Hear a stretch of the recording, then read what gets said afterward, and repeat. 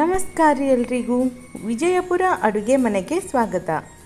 ಎಷ್ಟು ಬಿ ಮೆತ್ತಗೆ ಮಲ್ಲಿಗೆ ಹೂವಿನ ಗತ್ಲೆ ಇಡ್ಲಿ ಮಾಡಿದ್ರು ಬಿ ಅದಕ್ಕೆ ಚಲೋ ಅಂತ ಚಟ್ನಿ ಇದ್ರೆ ಅಷ್ಟ ಈ ಇಡ್ಲಿ ಖಾಲಿ ಆಗ್ತಾವ್ರಿ. ಇಲ್ಲ ಅಂತಂದರೆ ಇಡ್ಲಿ ಎಲ್ಲ ಹಾಗೆ ಉಳಿದ್ಬಿಡ್ತಾವೆ. ಅದಕ್ಕೆ ಒಮ್ಮೆ ಈ ಹೊಸ ರೀತಿ ಚಟ್ನಿ ಟ್ರೈ ಮಾಡಿ ನೋಡ್ರಿ. ಮನ್ಯಾಗ ಇಡ್ಲಿ ನೋಡ್ಲಕ್ಕೂ ಉಳಿದಿಲ್ಲ. ಈ ಚಟ್ನಿ ಮಾಡೋದು ಭಾಳ ಸಿಂಪಲ್ ಐತ್ರಿ. ಹೆಂಗೆ ಮಾಡೋದು ಅಂತ ನೋಡೋಣ ಬರ್ರಿ. ಮೊದಲಿಗೆ ಒಂದು ಪ್ಯಾನ್ನ ಕಾಯಕ್ಕೆ ಇಟ್ಟಿನ್ರಿ. ಈಗ ಇದಕ್ಕೆ ಒಂದು 2 ಟೇಬಲ್ ಸ್ಪೂನ್ ಆಗಷ್ಟೇ ಎಣ್ಣೆ ಹಾಕೊಳ್ತೀನಿ. ಎಣ್ಣೆ ಕಾದ್ಮೇಲೆ ಒಂದು 3 ಇಂದ 4 ಉಳ್ಳಾಗಡ್ಡಿನ ಈ ಥರ ಸ್ಲೈಸಾಗಿ ಕಟ್ ಮಾಡಿ ಹಾಕೋತೀನಿ ನೋಡ್ರಿ. ಇದಕ್ಕೇ ಖಾರಕ್ಕೆ ಒಂದು 3 ಹಸಿ ಮೆಣಸಿನ್ಕಾಯಿನ ಹಾಕೋತೀನಿ ರೀ. ಒಂದು ಸ್ವಲ್ಪ ಹುಣಸೆ ಹಣ್ಣನ್ನು ಹಾಕೋತೀನಿ ನೋಡ್ರಿ. ಈಗ ಎಲ್ಲನೂ ಚಲೋ ತಂಗೆ ಫ್ರೈ ಮಾಡ್ಕೋಬೇಕ್ರಿ. ಮೆಣಸಿನ್ಕಾಯಿ ನಿಮ್ಮ ಖಾರಕ್ಕೆ ಎಷ್ಟು ಬೇಕಂತ ಹೇಳಿ ನೋಡ್ಕೊಂಡು ಹಾಕೋರಿ. ನೋಡಿ ಒಂದು ಸ್ವಲ್ಪ ಕಲರ್ ಚೇಂಜ್ ಆಗಬೇಕು, ಅಷ್ಟೊತ್ತನ ನಾವು ಈ ಉಳ್ಳಾಗಡ್ಡಿನ ಹುರ್ಕೋಬೇಕಾಗ್ತೈತಿ. ನಮ್ಮ ಚಾನಲ್ನ ತುಂಬ ಜನ ಸಬ್ಸ್ಕ್ರೈಬ್ ಮಾಡಿದ್ದೀರಾ, ತುಂಬ ಜನ ಸಪೋರ್ಟ್ ಮಾಡ್ತಿದ್ದೀರಾ. ಇದೇ ಥರ ಸಪೋರ್ಟ್ ಮಾಡ್ತಾಯಿರಿ, ನನಗೂ ಕೂಡ ತುಂಬ ಖುಷಿ ಆಗುತ್ತೆ.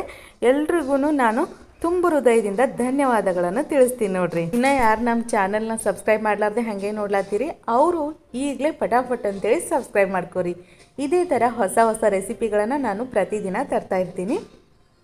ನೋಡಿರಿ, ಉಳ್ಳಾಗಡ್ಡಿದು ಈ ಥರ ಕಲರ್ ಚೇಂಜ್ ಆಗಬೇಕು, ಅಷ್ಟೊತ್ತನ ಫ್ರೈ ಮಾಡ್ಕೋಬೇಕಾಗ್ತೈತಿ. ಈಗ ನಾನು ಸ್ಟವ್ನ ಆಫ್ ಮಾಡಿ ಇದನ್ನು ಆರೋದಕ್ಕೆ ಒಂದು ಪ್ಲೇಟಿಗೆ ತೆಗೆದು ಇಡ್ತೀನಿ ರೀ.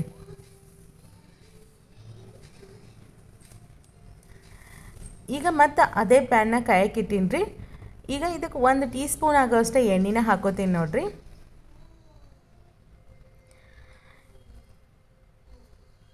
ಒಂದು ಸ್ವಲ್ಪ ಕೊತ್ತಂಬರಿ ಮತ್ತು ಒಂದು ಸ್ವಲ್ಪ ಪುದೀನಾನ ಹಾಕೋತೀನಿ ರೀ ಇದಕ್ಕೆ. ಈಗ ಎರಡೂ ಒಂದು 30 ಸೆಕೆಂಡ್ವರೆಗೂ ಫ್ರೈ ಮಾಡ್ಕೋಬೇಕ್ರಿ. ನೋಡಿರಿ, ಈ ಥರ ಆದರೆ ಸಾಕು. ಈಗ ನಾನು ಸ್ಟವ್ನ ಆಫ್ ಮಾಡಿ ಇದನ್ನು ತಣ್ಣಗಾಗಕ್ಕೆ ಬಿಡ್ತೀನಿ.